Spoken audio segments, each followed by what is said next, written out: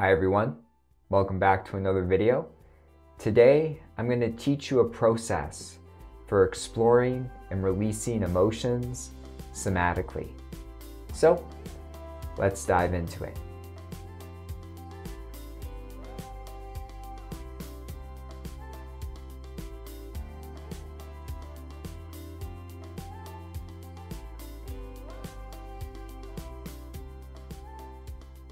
In order to heal from neuroplastic pain or mind-body concerns, we need to be able to explore, feel safe with, and release emotions.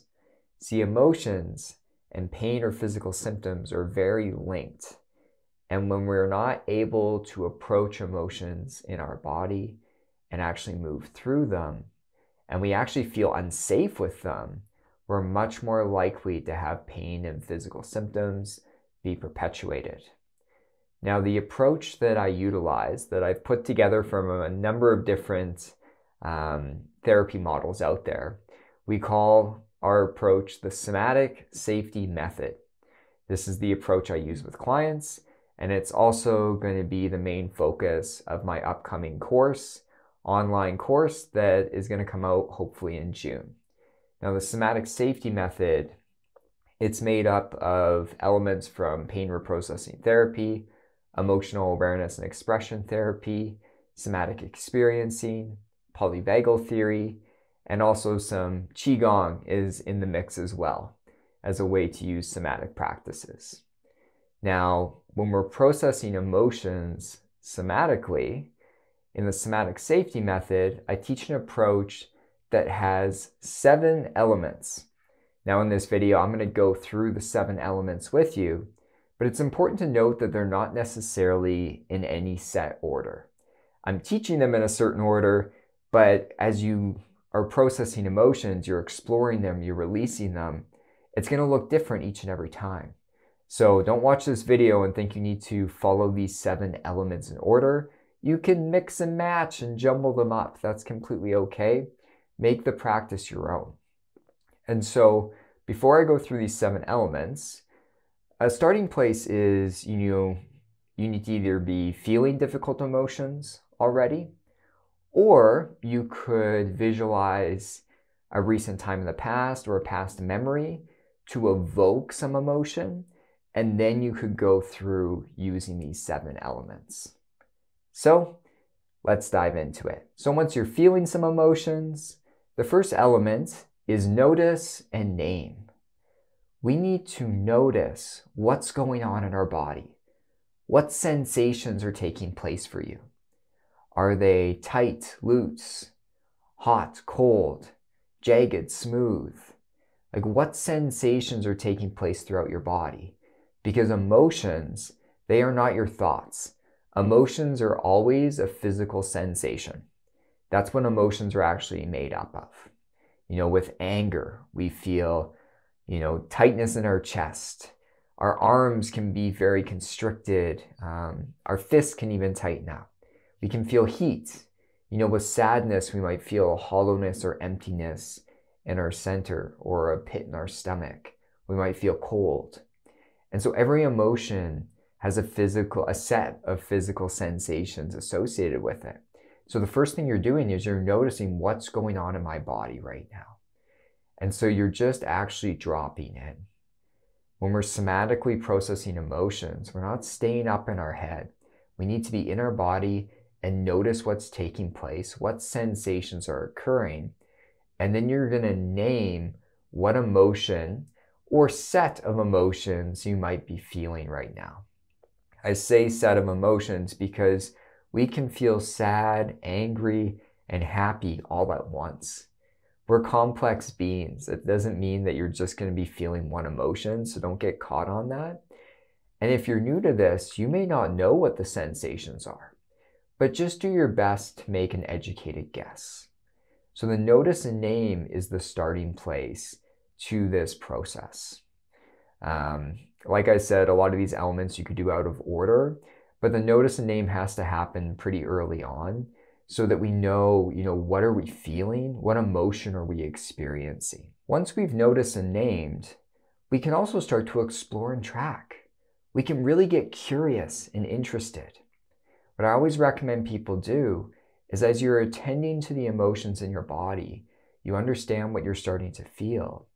If with each exhale, you can just drop in and really approach it a little bit more, as long as it's not too overwhelming, approaching a bit more, and start to explore and track the sensations. Where do they start and end in your body? What shape, size, color, or texture are they? And what happens to the sensations of emotions as you sit with them? What occurs? Do they increase? Do they decrease? Do they move or change in any way? We're not trying to force the emotions to go away as we're doing this process of feeling emotions somatically. We're having no desired outcome, and we're actually just being curious and interested and giving ourselves permission that we can explore this.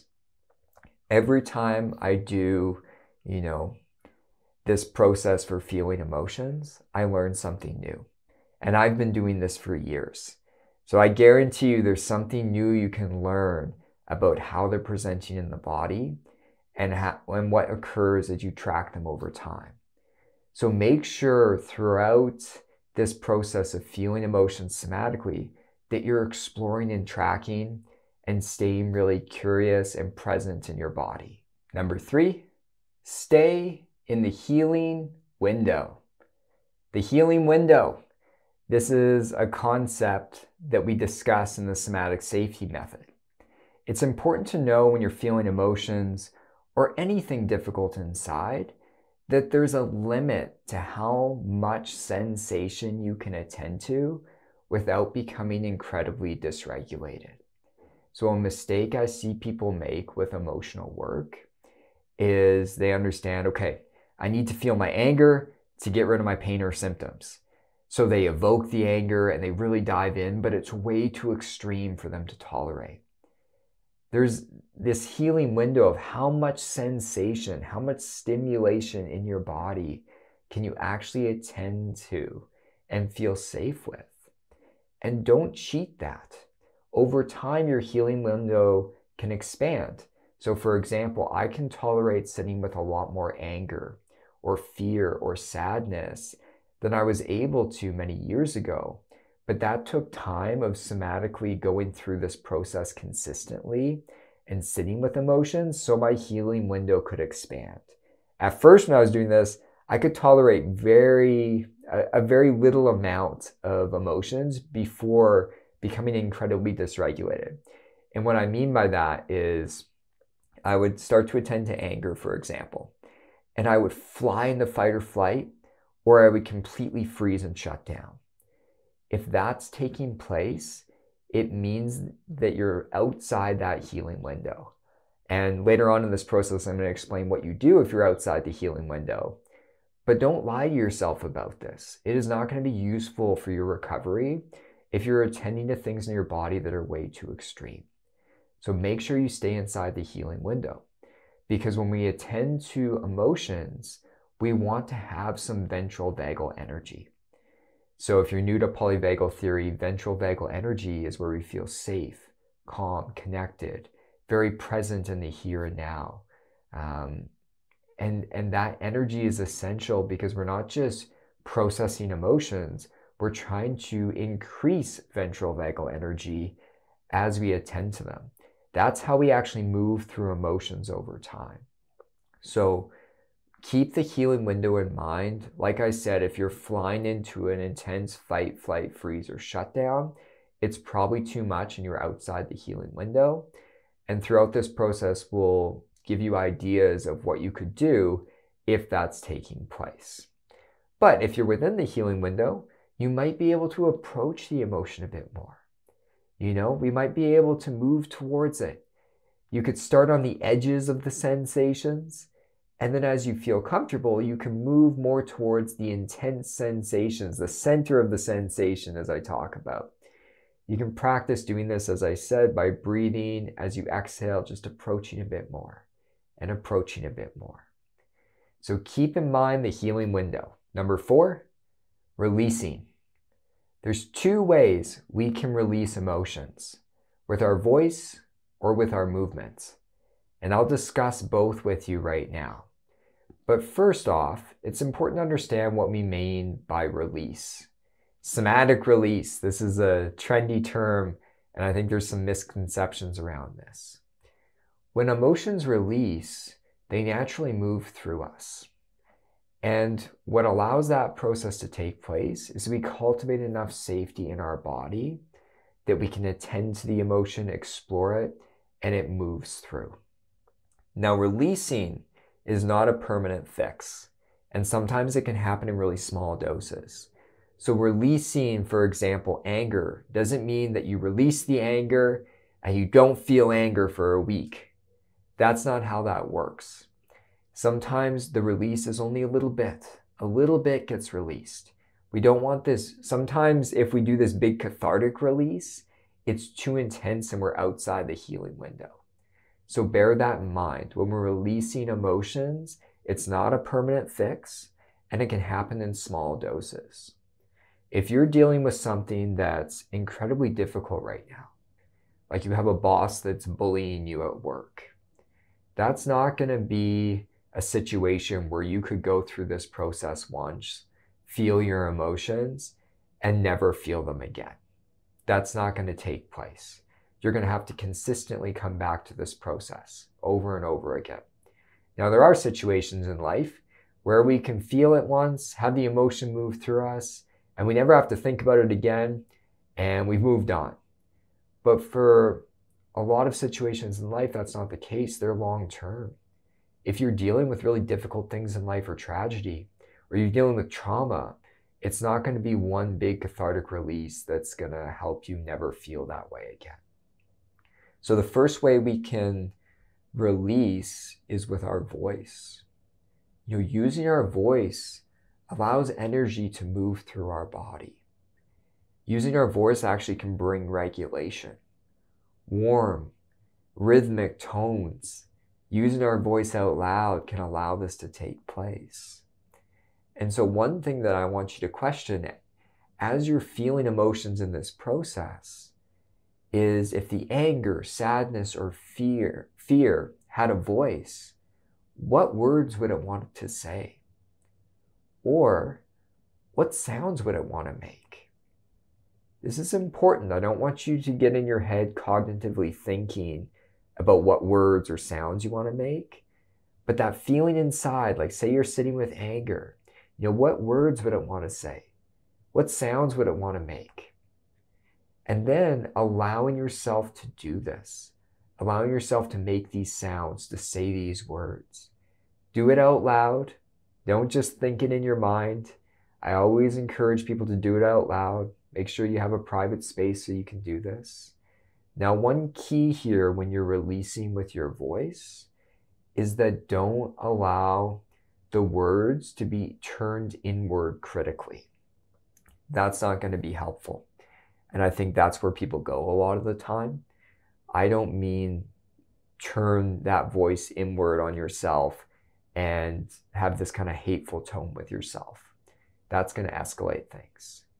But really connect with what words or sounds your body naturally wants to make, because your body has this innate wisdom to help us move through emotional energy. It does. And a lot of times the big fancy part of our brain, the neocortex, gets in the way.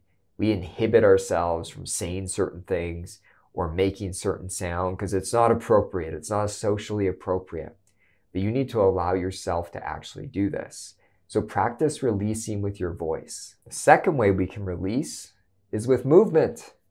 Movement is one of my favorite topics. I have lots of movement practices on this channel. If you haven't checked those out yet, some different Qigong practices that are really essential, because movement is essential for life. Your nervous system responds to movement. And when we inhibit movement, it can actually increase that sympathetic fight or flight energy.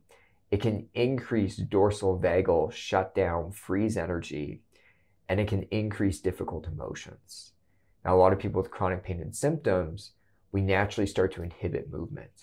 And that keeps all this energy stored in our nervous system, all this survival energy. And that'll actually worsen chronic pain and symptoms over time. See, movement is key when we want to regulate our nervous system, when we want to release survival energy, when we want to experience, express, and release emotions.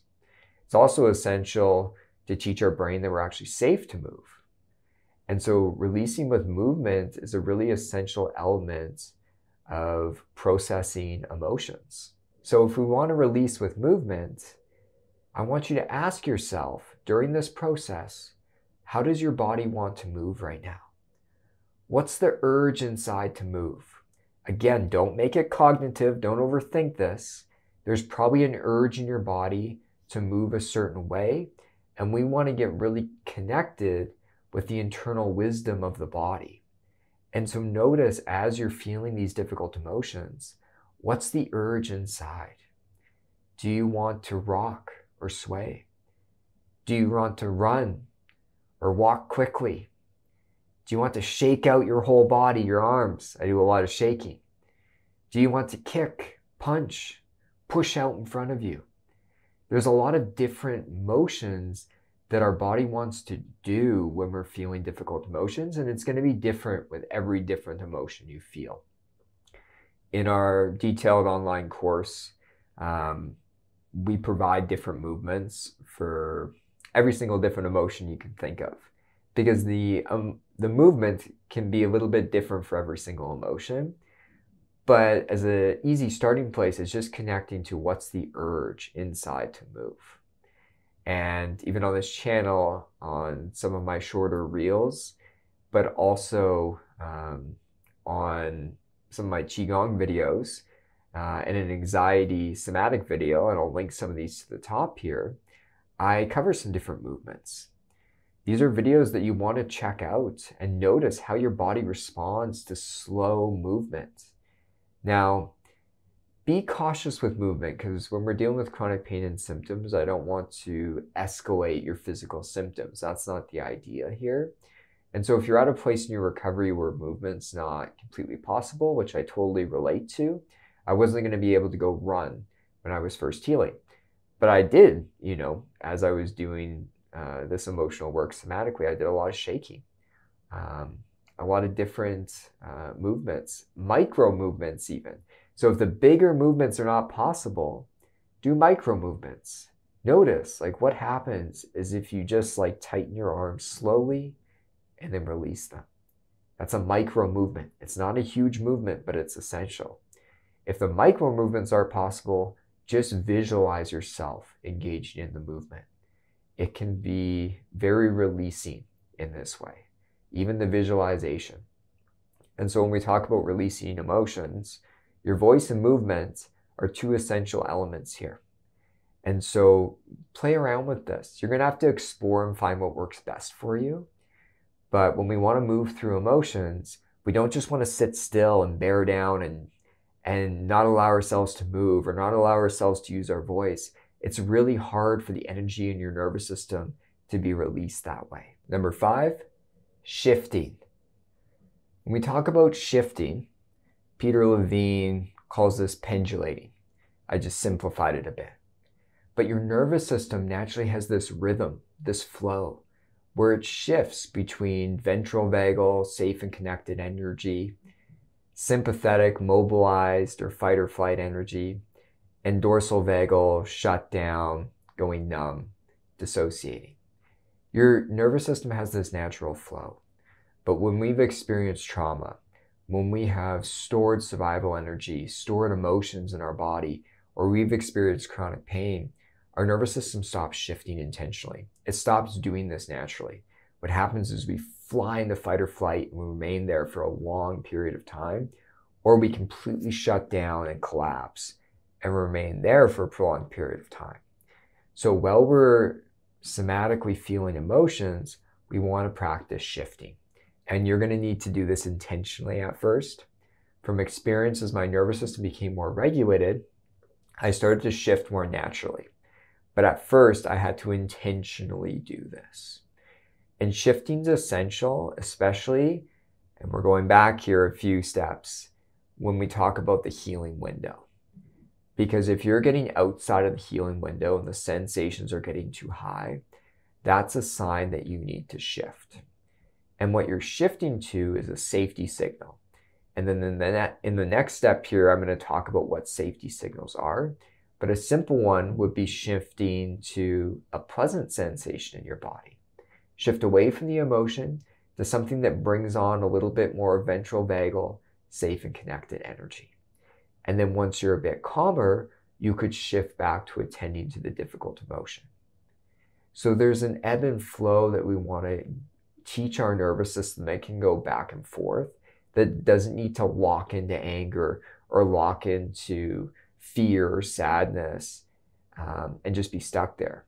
We have the ability to shift. So you want to teach your nervous system it can shift. And by doing this, you're cultivating safety.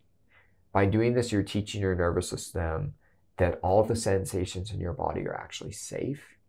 And in the future, then your nervous system will naturally ebb and flow and have this shifting ability. But at first, we need to intentionally do this. And so when shifting, we talk about safety signals. So let's dive into that. So number 6, safety signals.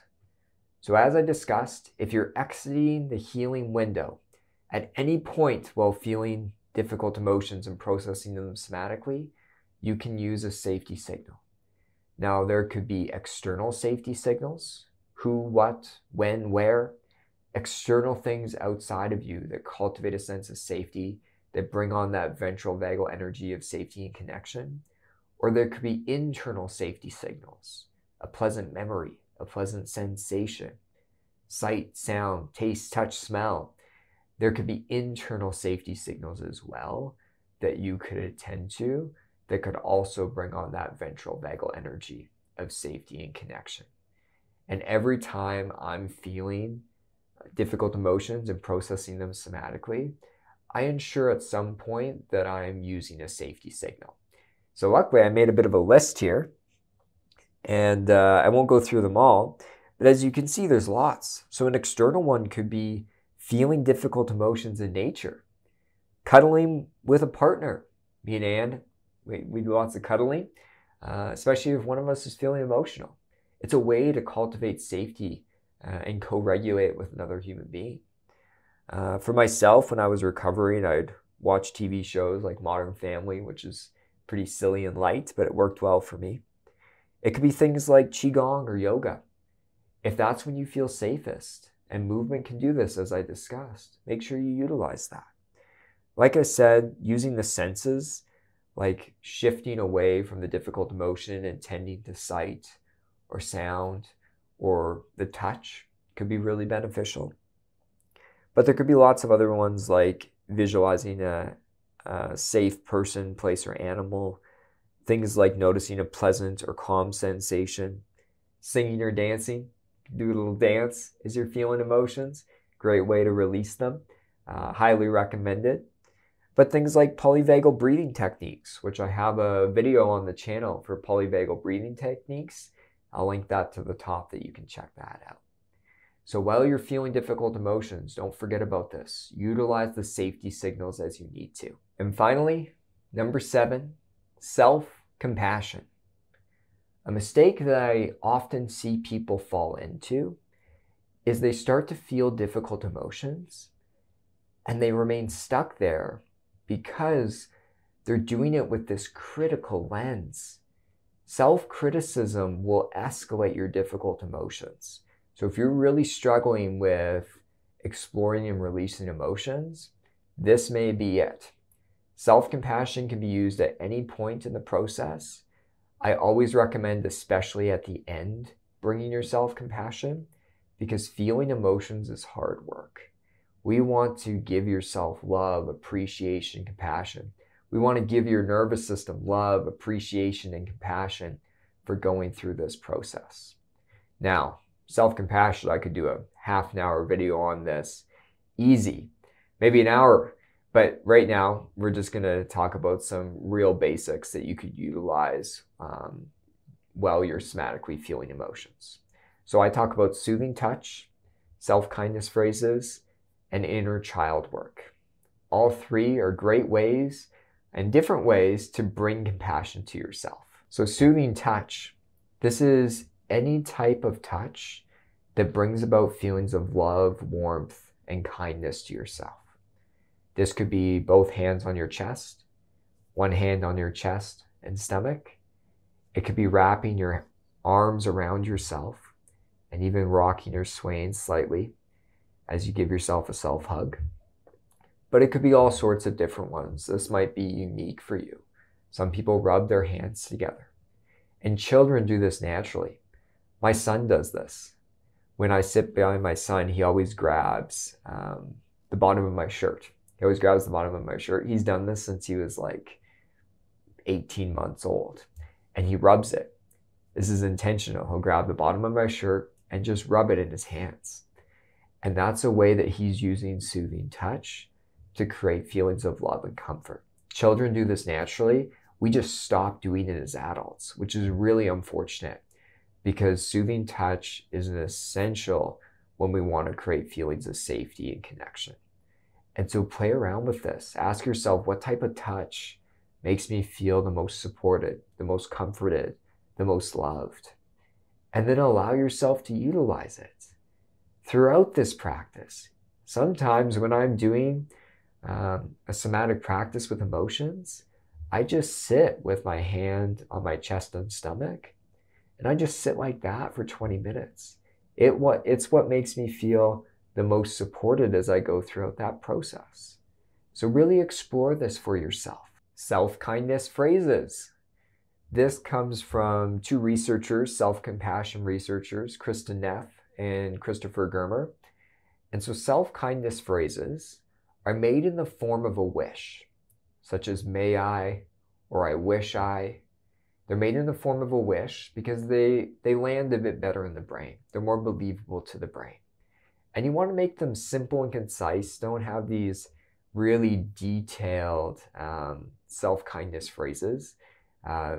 Definitely make them a little bit simpler. And I always recommend you come up with 3 or 4, write these down. I'm always changing mine, but you come down with 3 or 4. And so as you breathe with one breath, as you exhale, you would think one in your mind. And then on the next exhale, you'd think the next one. And if you have 3 or 4, you could just rotate through them a few times. It's a great practice even on its own to bring feelings of love and compassion. Now, I wrote down a few that could be helpful for you, but I also want you to make your own. May I care for myself during this moment of suffering. May I know I belong. May I know my worth and value. May I forgive myself. May I love myself unconditionally. May I accept myself just as I am. So practice exploring these. Self-kindness phrases is a key ingredient that I always recommend people get into and find what works best for them. And lastly, inner child work. This is an amazing way to bring feelings of love and compassion to yourself. Now, I'm not going to do this topic justice, or this video is going to be too long, but the basic understanding of inner child work is while you're doing emotional work, somatic emotional work, and maybe you're feeling sadness, what you could do is you could visualize yourself at a younger age. It doesn't have to be a child, just a younger self, even in adulthood. You can visualize yourself at a younger age where you were feeling that emotion that you're currently feeling now. So if it's sadness, visualize a time in the past when you were feeling sad. And then you're going to practice imagining your adult self in the present now, going back to support your younger self. Really listen to them. Nicole Sachs always talks about this. Make sure you listen to them. And then visualize actually providing what they would need. What messages of reassurance would they need? What soothing touch or physical touch would they need? Would they need your protection or some action to be done? But this can be a really amazing way to bring feelings of love and compassion to yourself, because it's always easier to care for a younger self compared to ourselves in the present for some odd reason. That tends to be the case, but you can explore this for yourself. But you visualize that because what you needed back then is likely what you need right now where you're feeling that emotion. And so inner child work can be a really essential way to bring compassion to yourself and feelings of love and kindness. So thank you so much for listening to this video. I hope it was helpful for you all as we went through these 7 elements for exploring and releasing emotions. Practice this a bit, play around with it, and you don't have to use all 7 elements, even if you just use a couple. In my upcoming course that I made with my partner Ann Hampson and another amazing therapist, Alex Klassen, we go through this in detail.